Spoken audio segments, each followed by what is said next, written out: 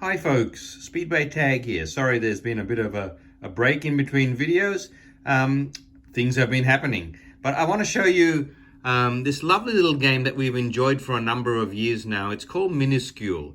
It's in a lovely tin. I think I've said before, I love tins. I wouldn't mind if every single game I have is in a tin box like this. I love it. 7 and up, 2 to 6 players, 15 minutes. It's based on that great little animation series called Minuscule with the bugs and going on all these sorts of escapades and following them around and at such at close quarters. If you haven't seen any of those episodes of this TV series, please have a look. It's fantastic. And so obviously when the game came out, we had to get it. I know you can still find this game around about these days. So I hope if you do like what you see here, try and get yourself a copy. It's great fun. The reason why we fell in love with it is it was our first ever racing game. Okay, there's tons of these now where you've got your character you've got a character or two on the track, and whoever ends up at the front at the end of the game gets the most points, and then you get points wherever you finish. You can see the various bugs here on the track. The track's made up of 7 different cards. And what's on those cards are very significant, which I'll explain to you in a minute. The bugs are also characters from the series, which is really good. So we were pleasantly surprised with our first racing game, which is this one. And we have got a couple since, and would like to get some more actually. But this one is a very simple one. It's one that we can pull out very quick and play without too much setup or too much thought. It was really quick to learn as well. What you do with this game is, first of all, you set up the track, which is 7 cards. On each card, you'll see there's a picture, an icon that's got a brick, that's got an acorn, a cherry. Oh, that's the acorn. I don't know what that is. I don't know, maybe a pecan nut or whatever. I should know. Is that an olive? Maybe. It's a walnut and a stone. Okay, and that represents the various spots, the rankings where the bugs are on the racetrack. Okay, the bugs are ladybug, fly, caterpillar, bee, wasp, and grasshopper and snail. But I'm playing with the advanced variation here because we always like to play that. The bug that, well, how do they get in this position? Everybody chooses a bug at the start, one at a time, and places it on the track randomly before they get their goal cards. Okay, so randomly these are placed there, and then you put the black stand on the last bug. Okay, and that's significant for this variant. And you put these ant tokens in the middle. Then everybody gets, if we usually play 4 players, so you're getting 6 cards like that.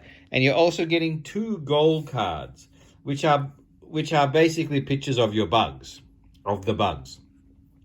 And those two bugs are the ones that you are trying to get to the front by the end of the game. So they're your bugs, okay? And you're trying to get them to the front. Now there are 2 goals of there's 2 cards of each bug. So someone else might also have your bug. I've got the grasshopper and the fly. So that makes it interesting when someone else is also trying to get your one to the front. So it makes for some pretty crazy shenanigans. This is a very light game, but it's fun. And it's got just the right amount of strategy for kids and for adults to enjoy, both together. So you get your goal cards, so now you know which bugs you're trying to get to the front of the line, and then you actually get your hand of 6 cards. Everybody gets 6 cards. When everybody has played their 6 cards, you play them one at a time, obviously, on your turn. When everybody's played their 6 cards, stop the game and see who's in front and see who wins. Simple as that. I'll show you what the actual 6 cards do in a minute, but I will explain the variant now, and that is you put these ant tokens in front of everybody, and everybody has 1 chance to take one if they want one or not. And all that means is, if you do take an ant token, you're actually accepting a challenge, and the challenge is to get the bug with the black stand, which starts right at the back, if you can make sure the bug with the black stand is within the front 3 spaces at the end of the game, you will get the 5 points on the token that you've taken. If you don't manage to do that, you will lose 3 points because you failed the challenge. So that's just, it's something really simple and light, but it adds a little bit more depth to the game and to the strategy. What do your cards do? Why are you playing these cards? Well, the cards move the bugs around on the track like all these race games. That card will move wherever the grasshopper is. You can move him forward 1 or back 1. Okay, so if I, for example, if I played that card, I would go to the grasshopper. Now remember, the grasshopper is one of my goals. So I do want him to move to the front. So I just move him 1 to the front there, and the wasp comes back 1 place. So the grasshopper's moved up 1. If I played this card, which is very similar, I can move the ladybug forward 1 or back 1. Now I'm not the ladybug, so I might want him moved back 1 because, wow, look, I'm the fly. And by moving the ladybug back, I get to move my fly forward. So that's a good move for me as well. This card, that just tells you that the bug that's on the cherry space has to go right to the back. All right, so the bug on the cherry space is the caterpillar. He goes right to the back, and everybody scooches up. And look at that. If I had taken one of these tokens, let's say I took it, now I've got the guy with the black stand on the move. So that's working well for me. If I played this card, it's saying the 2 bugs, one on the acorn and one on the, I'll call that the pecan nut, both of them move forward 1 or both of them move back 1. So the bug on the pecan is there. And that's the ladybug. I don't really want him to move forward. And the bug on the acorn is the grasshopper. Yeah, that's mine. So you can't move one forward and the other one back. So in this case, maybe I would move them forward. So there goes my grasshopper over there. But unfortunately, ladybug has to displace my fly again. But that's all right. I'll work on that and get the fly back to the front somehow. The other cards that you can use to move are just telling you that the bug on these spaces can move forward or backwards. So the bug on the cherry space can move forward 2. That's really great for me because my grasshopper is on that space. So he moves forward 2. These guys move back 1. I've got my grasshopper at the front. I've got my fly in 3rd place. If I can get that snail forward as well, I'm doing really well.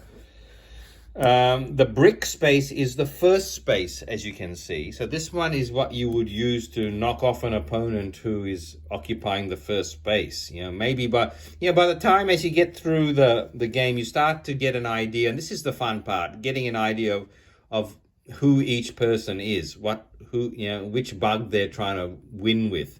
And if you have a pretty good idea that the person sitting opposite you has got the bee, and that bee is on the front space, well, then play this card and move that bee back 2 spots. Okay, that's really, really simple.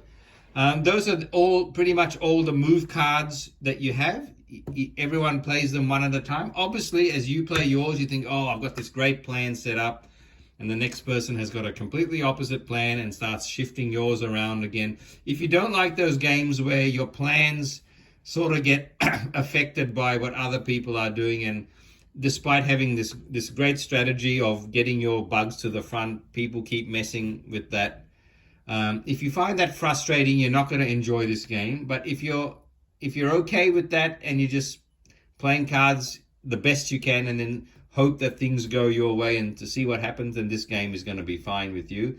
That's all this game is. At the end of the game, the bugs are going to be in a certain position, and then you take your scorecard here and you score. Whichever bug is in first position gets 10 points.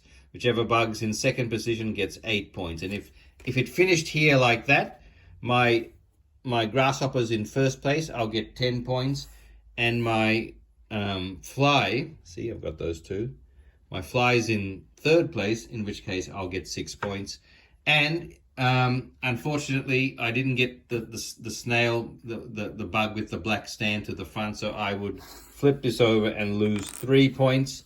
So that will be 10 plus 6 minus 3, 13. And that would be my score for the end of the game. Really light little racing game, but once you get into it and it's so fast, you can have a ball with this. And once again, if you're okay with people messing up your plans a little bit, and you know, then you're going to have fun with this, because I love these sorts of games that have secret goals. You know, that's always fun. The rule books is really nice, really easy to understand. So, and lots of examples of how the movement works. The production on this game is great, and we love the TV show. So there's Minuscule. Hope you can find a copy if you like this one. See ya.